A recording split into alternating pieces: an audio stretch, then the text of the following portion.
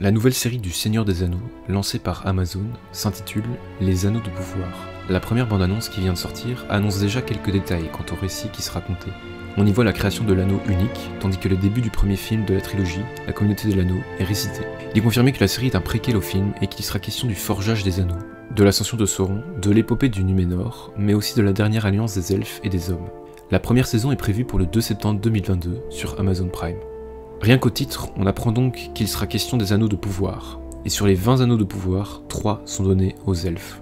Les anneaux de pouvoir sont la clé de voûte de la période du deuxième âge pour la Terre du Milieu. Ces outils conduiront leurs utilisateurs au bord de l'annihilation. Seuls les 3 anneaux elfiques n'auront pas été pervertis par la force noire de Sauron. Et cette force sombre, le plus grand mal que connut la période du Seigneur des Anneaux, est incarnée par Sauron lui-même, qui n'est ni plus ni moins qu'un elfe à l'origine. Sauron a confectionné lui-même les 17 anneaux de pouvoir avant de les distribuer. Mais les 3 anneaux des elfes ont été forgés par un autre elfe, ayant appris la méthode de confection en aidant Gorthor, l'ancienne incarnation de Sauron. On voit donc que toute la puissance de cet univers vient principalement des elfes, et c'est en cela qu'ils sont fort semblables à ce que Nietzsche décrit du surhomme.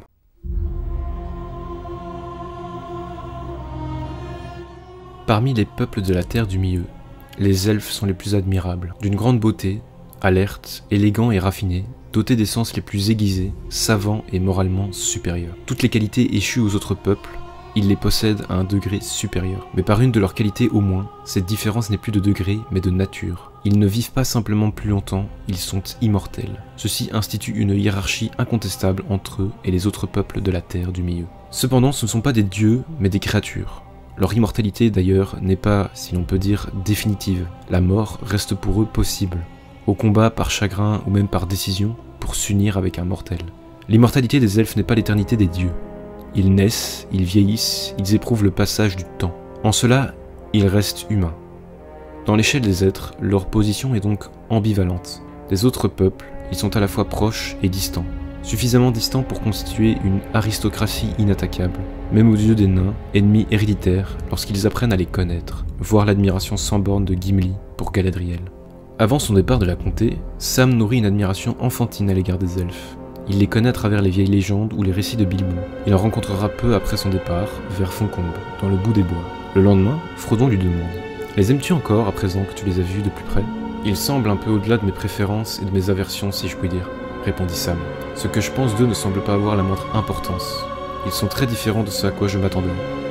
Si vieux et si jeunes, si gais et si tristes. » L'admiration des contes de fées laisse la place à une certaine circonspection, au sentiment, surtout, de ne pas être en mesure de juger. Les elfes ne se mesurent pas selon des critères de hobbit. C'est le sentiment de la distance qui domine ici, avec, peut-être, une pointe d'amertume lucide. Qu'est-ce que ces êtres supérieurs peuvent bien avoir à faire de mon jugement? Au reste, la nuit précédente, Gildor a été clair. Les elfes ont leurs propres travaux et leurs propres peines, et ils sont peu concernés par les voix des hobbits, ou de toute autre créature de la terre. Plus tard à Foncombe, lorsque Bilbon, qui vient d'achever de composer et d'interpréter une chanson avec Aragorn, demande à l'auditoire des elfes s'ils savent qui des deux a écrit quelle partie, il reçoit une réponse un peu rude. Il n'est pas facile pour nous de faire la différence entre deux mortels. À un mouton, un autre mouton apparaît sans nul doute différent, dit Lindir en riant, ou à des bergers. Mais les mortels n'ont pas été pour nous un objet d'étude, d'autres affaires nous occupent. On pourra y voir du mépris, ce n'est pas certain. Mais c'est à coup sûr l'expression d'un fier sentiment de supériorité. Peut-être faudrait-il dire plutôt d'une situation de supériorité. Celle-ci impose des devoirs et des fins propres, d'autres affaires nous occupent. Selon les critères d'une morale universelle, cette position menace d'être immorale. Les elfes ne se retirent-ils pas volontairement d'une communauté qu'ils pourraient former avec les autres peuples? Selon une conception un peu différente de la morale, comme je l'ai déjà expliqué dans d'autres vidéos, on pourrait y voir au contraire, avec Nietzsche, des signes de noblesse. Ne jamais penser à ravaler nos devoirs, au rang de devoirs pour tout le monde. Ne pas vouloir abandonner, ne pas vouloir partager sa responsabilité propre, mettre ses privilèges et leur exercice au nombre de ses devoirs. De fait, l'elfe ne raisonne pas en partant du général. Il a le sens des différences et des voies propres à chaque peuple et plus largement à chacun. Un autre trait du peuple elfique est précisément la forte individualisation de ses représentants. Chacun semble un seigneur. Ceci n'a pas échappé à Sam qui, en l'Orient, dira à son maître: il y a elfes et elfes. Tous sont elfiques à coup sûr, mais ils ne sont pas tous pareils. On pourrait dire d'eux avec Nietzsche qu'ils sont par-delà bien et mal.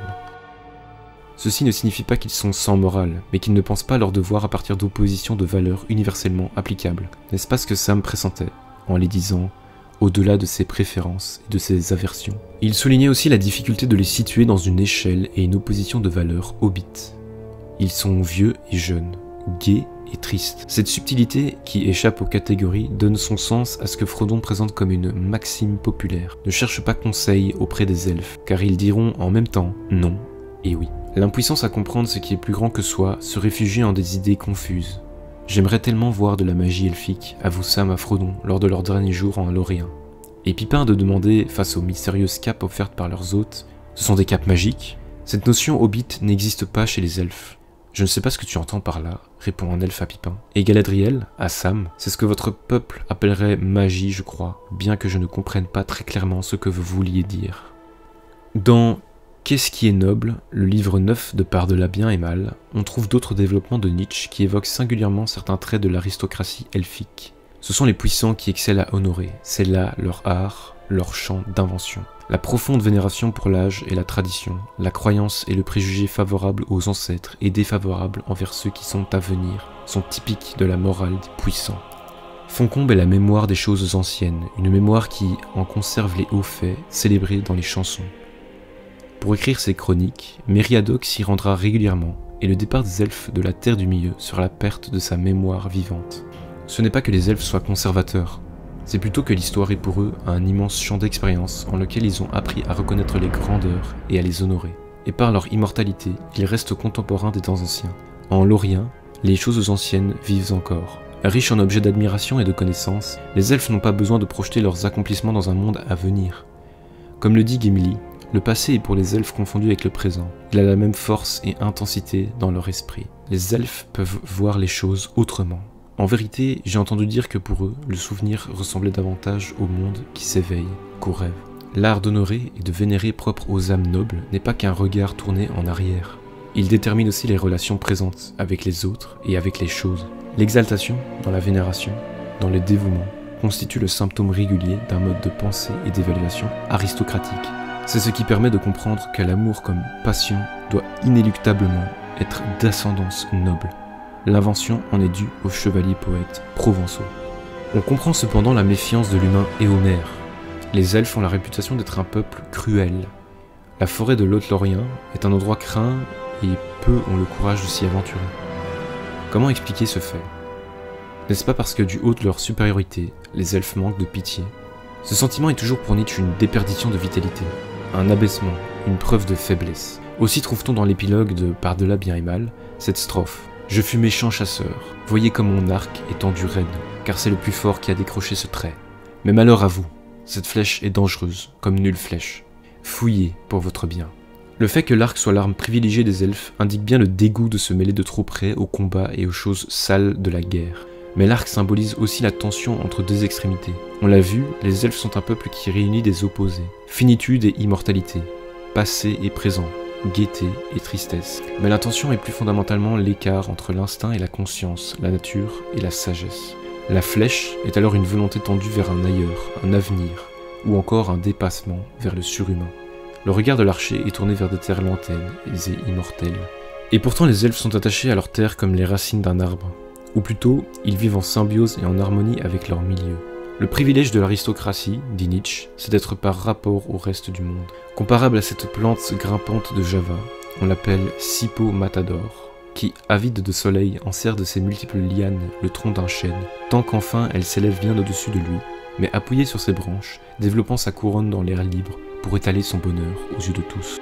La flèche qui tend vers le surhomme emprunte la trajectoire de l'art. Si le surhomme est celui qui revient à la nature par le biais de l'artifice, cela peut être par le moyen de la musique, comme par l'artisanat et la création d'objets du quotidien.